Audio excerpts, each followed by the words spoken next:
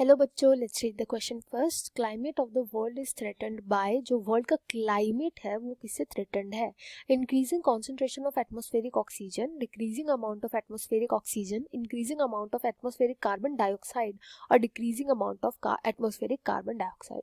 इन चारों में से हमें ऑप्शन बताना है कि जो क्लाइमेट को, जो वर्ल्ड के क्लाइमेट को खतरा है वो इन चारों में से किससे है, ये हमें यहाँ पे बताना है। तो जो यहाँ पे हम की कॉन्सेप्ट यूज करेंगे ये होगा carbon dioxide as green house gas का। ग्रीन हाउस गैस, देखो ग्रीन हाउस गैसेस क्या होती है? ये ऐसी गैसेस होती हैं जो अर्थ पे शुरू में प्रेजेंट थी एंड अर्थ के लिए बून थी। मतलब कि ये वो गैसेस थी कि जो इन्होंने हेल्प किया था अर्थ का टेम्परेचर इंक्रीज करने में। अर्थ का टेम्परेचर जो शुरू में था ना वो बहुत कम था, इनकी वजह से जो अर्थ का टेम्परेचर हुआ धीरे धीरे करके टेम्परेचर इंक्रीज हुआ।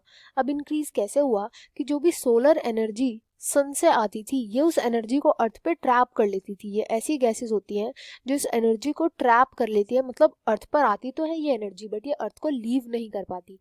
जब एनर्जी अर्थ पे ही रहेगी तो क्या होगा, धीरे धीरे करके वो टेम्परेचर बढ़ाएगा। एनर्जी मतलब हीट एनर्जी, ये टेम्परेचर इंक्रीज करेगा एंड इस वजह से अर्थ पे ऐसी कंडीशंस बनी जिसपे लाइफ सर्वाइव कर पाए। बट जैसे जैसे यहाँ पर ह्यूमंस आए, ह्यूमंस की वजह से जो गैसेस है ना इनका रिलीज होना बहुत ज़्यादा हो गया है, बहुत ज़्यादा अमाउंट में ये रिलीज होती हैं।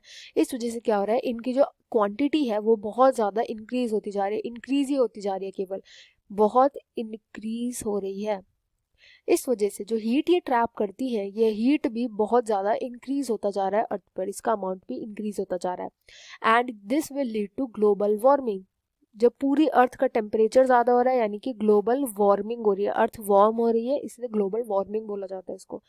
अर्थ के टेम्परेचर इंक्रीज होने की वजह से क्या होता है, धीरे धीरे करके सबसे पहले तो आइस बर्ड्स जो है हमारे पास ये सब मेल्ट कर रहे हैं, जिसकी वजह से सी लेवल राइज कर रहा है। अब जब सी लेवल राइज करेगा तो कई सारी ऐसी कंट्रीज इंक्लूडिंग इंडिया जिन जो कि बहुत बिल्कुल सटी हुई है बड़े बड़े ओशियंस एंड सीज से, उस वजह से जो लोग उन उन ओशन या कोस्टल एरियाज पे रह रहे हैं उनके लिए बहुत ज़्यादा दिक्कत हो जाती है। क्योंकि ये सी का या ओशन का जब लेवल राइज करेगा तो पानी कहाँ पर जाएगा, ये पानी बेसिकली लैंड पर जाने लगेगा, उनका एरिया ऑक्यूपाई करने लगेगा एंड धीरे धीरे करके इसमें क्लाइमेटिक इश्यूज भी आते जाते हैं। टॉर्नेडोज आ रहे हैं, हरिकेन्स आ रहे हैं, जो बारिश हो रही है उसका कुछ पता नहीं चल रहा, वेस्टर्ली विंड्स, ईस्टर्ली विंड्स, इनका जो पाथ है ना वो चेंज होता जा रहा है। इस वजह से जो क्लाइमेट को सबसे ज़्यादा खतरा है वो है जब इंक्रीज हो रहा है कार्बन डाइऑक्साइड का अमाउंट। क्योंकि जो ग्रीन हाउस गैसेज है उनमें से एक गैस होती है कार्बन डाइऑक्साइड, ये एक ग्रीन हाउस गैस है। बाकी की जो थ्रेटन जो ग्रीन हाउस गैसेज होती है वो है CH4। मीथेन को बहुत ज़्यादा बोला जाता है आजकल, जो मीथेन का कंजम्पशन है इस पर रोक लगाने के लिए समिट्स भी हो रही हैं। जो भी यूरोप में सबमिट हुई थी, इजिप्ट में सबमिट हुई थी, उसमें इसी पर मीथेन पर रोक लगाने की बात हुई। कार्बन डाइऑक्साइड का एमिशन कम करने का बहुत पहले ही हो चुका है।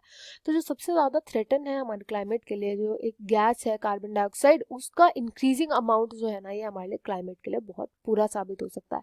तो इसलिए ऑप्शन सी इस क्वेश्चन का राइट आंसर हो जाएगा। I hope you understood well. Best of luck and thank you.